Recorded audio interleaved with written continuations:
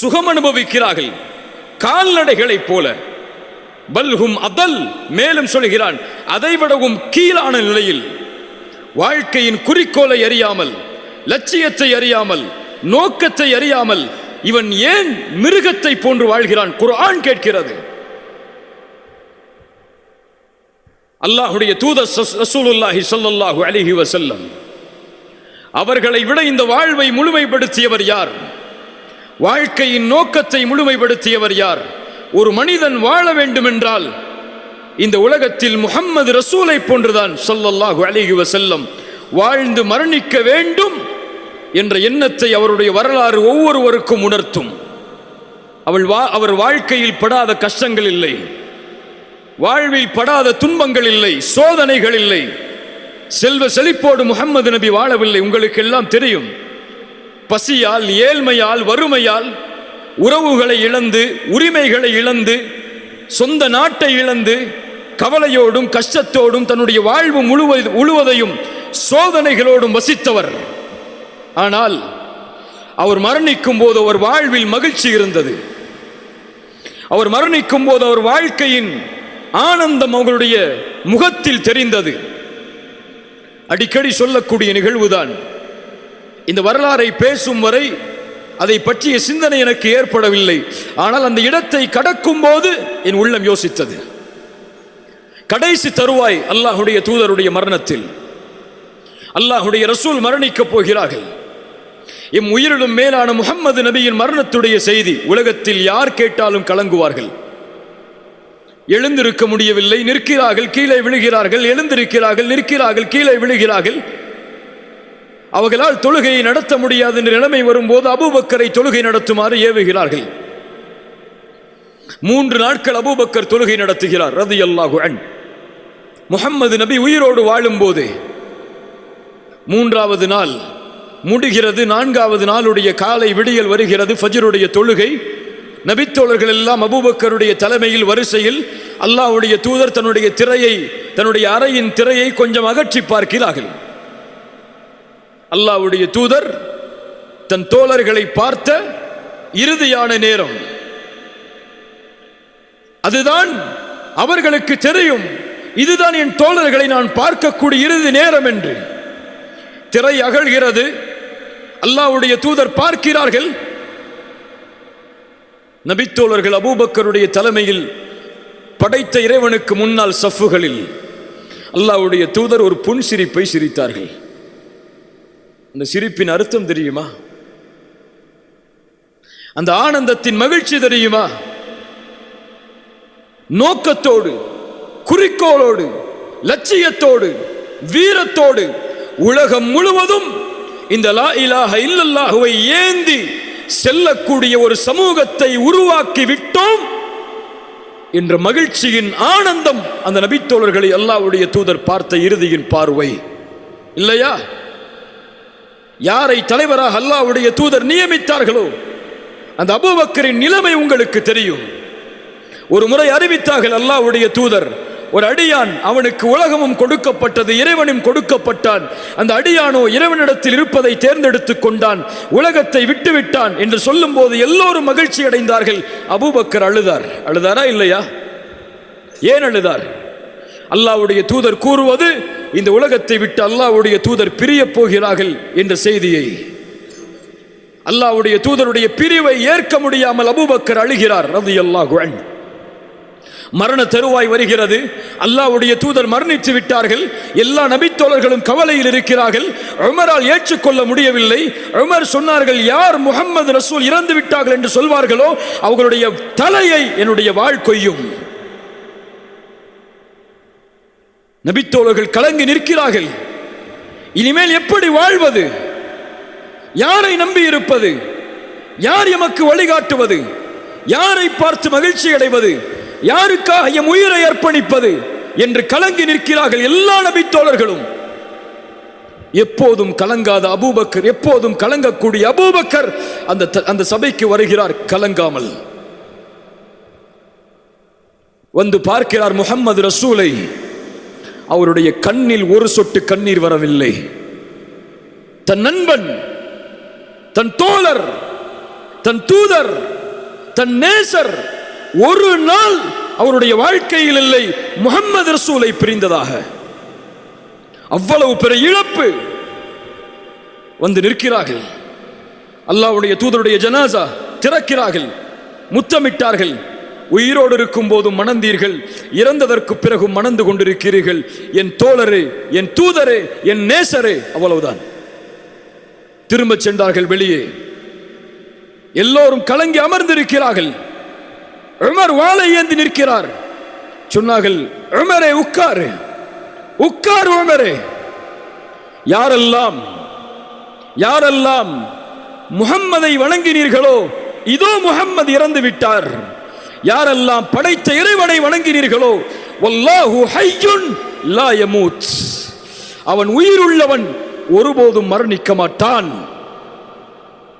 இந்த வீரத்தை கொடுத்தது எது? இந்த ஆற்றலை கொடுத்தது எது? ஒரு சமூகம் தலைமை இழந்து நிற்கக்கூடாது. இந்த சமூகத்தை இந்த நேரத்தில் கலங்க வைத்து விட்டால் யார் இந்த சமூகத்தை வழிகாட்டுவது என்ற வீரத்தை அபூபக்கருடைய உள்ளத்திலே கொடுத்தது எது? ரசூல் கொடுத்த வாழ்க்கையின் நோக்கம், ரசூல் கொடுத்த வாழ்க்கையின் குறிக்கோள், லட்சியம். ஒரு சமூகத்தை உருவாக்க வேண்டும் என்ற லட்சியம், ஒரு சமூகம் கலங்கி நிற்கக்கூடாது என்ற லட்சியம், ஒரு சமூகம் படைத்த இறைவன் அமைத்த பாதையிலிருந்து திரும்பிவிடக்கூடாது என்ற லட்சியம். எந்த ரசூலுல்லாஹ் கடைசி பார்வையாக இந்த சமூகத்தை பார்த்தபோது சிரித்தார்களோ அதே ரசூலுல்லாஹ், அதே முஹம்மது ரசூலுல்லாஹி ஸல்லல்லாஹு அலைஹி வஸல்லம் இந்த நேரத்தில் என்னையும் உங்களையும், என் உள்ளத்தில் இருப்பதையும் உங்களுடைய உள்ளத்தில் இருப்பதையும் பார்த்தால் சிரிப்பார்களா? சிரிப்பார்களா? ஒரு முஸ்லிம் மது குடிக்கிறான், சிரிப்பார்களா? ஒரு முஸ்லிம் விபச்சாரம் செய்கிறான், சிரிப்பார்களா? ஒரு முஸ்லிம் வட்டி வாங்குகிறான், ஒரு முஸ்லிம் அல்லாஹ்வுடைய தீனை, அல்லாஹ்வுடைய மார்க்கத்தை ஒரு அற்ப காதலுக்கு விலை பேசுகிறான். ஒரு பெண்ணை திருமணம் செய்வதற்காக அல்லாஹ்வுடைய மார்க்கத்தை இழக்கக்கூடிய முஸ்லிம் வாலிபர்கள் இந்த சமூகத்தில் உண்டு. ஒரு ஆணை திருமணம் செய்வதற்காக இஸ்லாமிய மார்க்கத்தை செருப்பை போன்று தூக்கி எறியக்கூடிய முஸ்லிம் பெண்கள் இந்த சமூகத்தில் உண்டு. காலையில் விழித்தாலும் பெண், இரவில் தூங்கினாலும் பெண், வாழ்க்கையே பெண். அவனுக்கு தேவை ஐ லவ் யூ என்ற வார்த்தை. இதுதான் வாழ்க்கையின் லட்சியம், குறிக்கோள், நோக்கம். அதற்காக எத்துணை ஆண்டுகளையும் தியாகம் செய்வான் ஒரு முஸ்லிம் வாலிபன். திருமணம் செய்யாமல் ஒரு பெண்ணோடு விபச்சாரம் செய்கிறான், இல்ல மாஷா அல்லாஹ், அல்லாஹ் பாதுகாத்தவர்களை தவிர. திருமணம் செய்யாமல் ஒரு பெண்ணோடு பேசுகிறான், பழகுகிறான், ஆனந்தம் கொள்கிறான். இதுவா வாழ்க்கையின் குறிக்கோள்? இந்த சமூகத்தை உருவாக்குவதற்காகவா உமர் வாழ்ந்தார் ரலியல்லாஹு அன்ஹு? இந்த சமூகத்தை உருவாக்குவதற்காகவா சுமையா கொல்லப்பட்டார்? இந்த சமூகத்தை உருவாக்குவதற்காகவா தன் செல்வத்தை இழந்து, கண்ணியத்தை இழந்து, ஒரே ஒரு ஆடையோடு கஃபன் துணிக்கு கூட வழி இல்லாமல் முஸ்அப் இப்னு உமைர் இழந்தார்? இந்த சமூகத்தை உருவாக்குவதற்காகவா ஹம்சா ரசூலின் சாட்சா ஈரக்குலை கடித்து துப்பப்பட்டு ஷஹீதானார்? இவர்களுடைய தியாகங்கள் எல்லாம் எதற்கு? ஆனால் எமக்கு ஃபஜ்ருடைய தொழுகையின் தூக்கத்தை கூட தியாகம் செய்ய முடியாது. எதற்காக வாழ்கிறோம்? எதை நோக்கி செல்கிறோம்? உலகத்தில் முஸ்லிம் சமூகம் படுகின்ற கஷ்டங்கள், இன்னல்கள், துன்பங்கள், இதையெல்லாம் அறிந்தும் எம் வாழ்க்கை சினிமா தியேட்டர்களில், எம் காதுகளில் இசை கலாச்சாரங்கள், எம் உள்ளத்தின் நேசர்கள் செல்வத்திற்காக, காசுக்காக தன் உடலையும் விற்கக்கூடிய நடிகைகள். இதுவா வாழ்க்கை?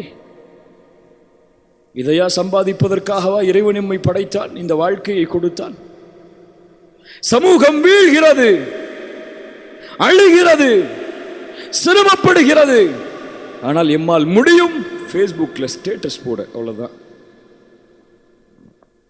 உலக நாடுகளில் முஸ்லிம் குழந்தைகள் அழுகிறார்களா? 2 நாள் ஸ்டேட்டஸ் போட முடியும், 3 நாள் ஸ்டேட்டஸ் போட முடியும். மியான்மர் 3 நாள் பேசுவோம், சிரியா 3 நாள் பேசுவோம், பலஸ்தீன் 3 நாள் பேசுவோம், இலங்கை 3 நாள் பேசுவோம். 4வது நாள் ஃபர்ஸ்ட் ஷோக்கு டிக்கெட் எடுத்து நிற்போம்.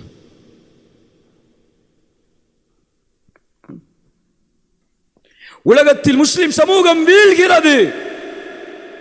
டப்மாஷ் ஹலாலா ஹலாலான்னு பேசி ஹராமான்னு பேசிட்டு இருப்போம். மியூசிக்கலில் எங்கேயோ இருக்கு பொண்ணோட பாட்டு படிச்சுட்டு இருப்போம். இந்த சமூகத்தை முஹம்மது ரசூல் பார்த்தால் என்ன நினைப்பார்கள்? இன்னா லில்லாஹி வ இன்னா இலைஹி ராஜிஊன். சென்றது சென்றதாக இருக்கட்டும், நடப்பது நடப்பதாக முடியட்டும். இனி வீழ்வதும் வீர் கொண்டு எழுவதும் எம் கரத்தில்.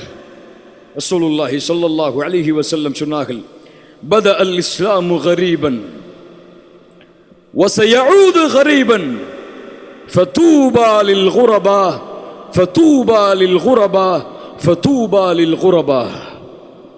இஸ்லாம் ஒன்றுமே இல்லாமல் தோன்றியது,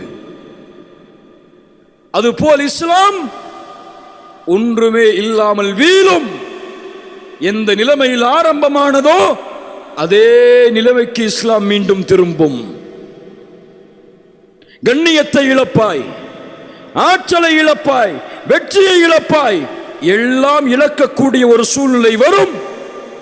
ரசூலுல்லாஹ் ஃபுல் ஸ்டாப் வைக்கல, ஒரு வார்த்தை சொன்னார்கள், ஃபதூபா லில் குரபா. அந்த குரபாக்களுக்கு நற்செய்தி உண்டு. யார் அந்த குரபா?